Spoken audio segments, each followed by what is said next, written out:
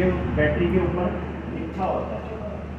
अच्छा, सबसे पहले छोड़े हम इसको देख लेते हैं कि प्लस माइनस पे भी जाते हैं। सबसे पहले जब हम देखते हैं कि बैटरी में गुड है या बैड है, तो हमारे पास एक लाइट होती है बिल्कुल उसके सेंटर में एक लाइट दी होती है, राइट साइड पे या लेफ्ट साइड पे कहीं पे भी एक लाइट दी होगी।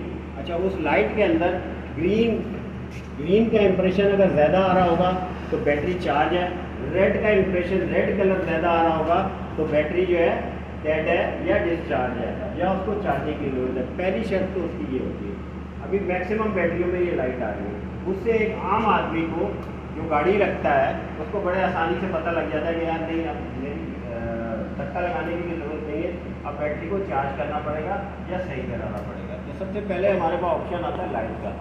अच्छा, उसके बाद हम चले जाते हैं प्लस और माइनस पे, यानी कि एनोड और कैथोड। इसको हम कहते हैं, प्लस वाले को एनोड कहते हैं और इसको हम कैथोड कहते हैं।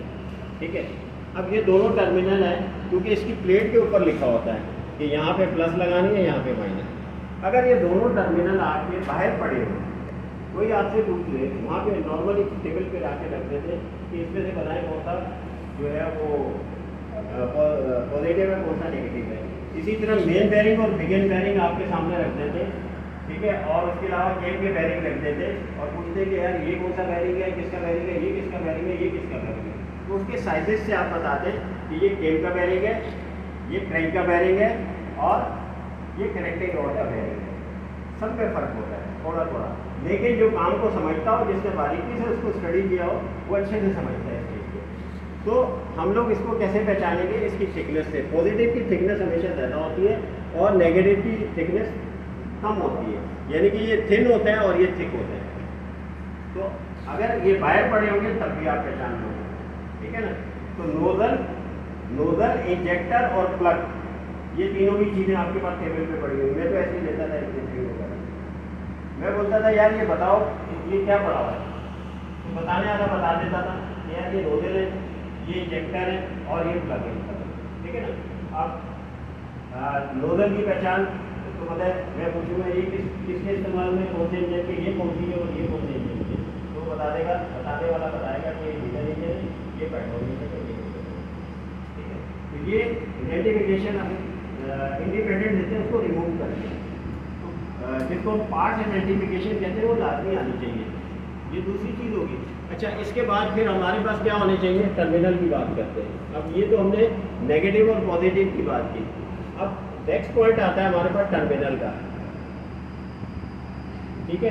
टर्मिनल क्या है, कैसे होने चाहिए?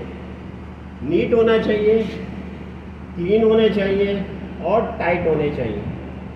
तीन लफ्ज हैं एनसीटी, नीट होने चाहिए, क्लीन होने चाहिए और टाइट होने चाहिए। पहले ये नहीं बोलना टाइट होने चाहिए, ठीक है। तो नीट एंड क्लीन होने चाहिए और टाइट होने चाहिए, ठीक। तो ये क्या है? ये टर्मिनल के लिए। अच्छा, उसके बाद आ जाते हैं डायरेक्ट टर्मिनल से वायरिंग नहीं करते हैं, फिर आ जाते हैं वायरिंग पे। नेक्स्ट पॉइंट आता है वायरिंग पे। वायरिंग में आपने क्या देखना है कि वायरिंग डैमेज नहीं हो, प्रॉपर हो। डैमेज नहीं हो, प्रॉपर हो। प्रॉपर का मतलब क्या है? यानी कि जहाँ जहाँ से वायरों को गुजरना चाहिए वहीं से गुजरना चाहिए, कहाँ से नहीं गुजरना चाहिए। उसको हमने हीट से बचाना है, उसको हमने पंखे से बचाना है, उसको हमने शॉर्ट सर्किट से बचाना है, उसको हमने बोनट ओपन एंड क्लोज करते हुए वायर नहीं आनी चाहिए, ठीक है। तो वायरिंग को हमने प्रॉपर कैसे करना है कि हमने उसको मैनेज करना है कि जहाँ जहाँ उसका रूट है। नॉर्मली क्या होता है, बेल्ट के अंदर नॉर्मली लोग वो कपड़ा रख देते हैं, तो वो क्या हुआ, पंखे की आवाज़ से आ गया, बेल्ट के अंदर आ गया, बेल्ट पे लिपट गया, वो काम खराब हो गया, गाड़ी वही जाम ओवर हीट हो जाती है। तो ये हो गया। अच्छा, वायरिंग भी होगी। इसके बाद क्या है, जो नेक्स्ट स्टेप होता है, फिर जब ये सारी चीज़ें पूरी है, फिर हम जाते हैं किसके ऊपर? लेवल के ऊपर। लेवल हमारे पास कितने होते हैं? दो, upper control limit, lower control limit. Upper और lower, upper control limit, lower control limit. इसके सेंटर में लिक्विड होना चाहिए, ठीक है। अच्छा, उसके बाद हमारे पास एसिड और डिस्टिल्ड वाटर की रेशियो सही होनी चाहिए। Acid plus distilled water.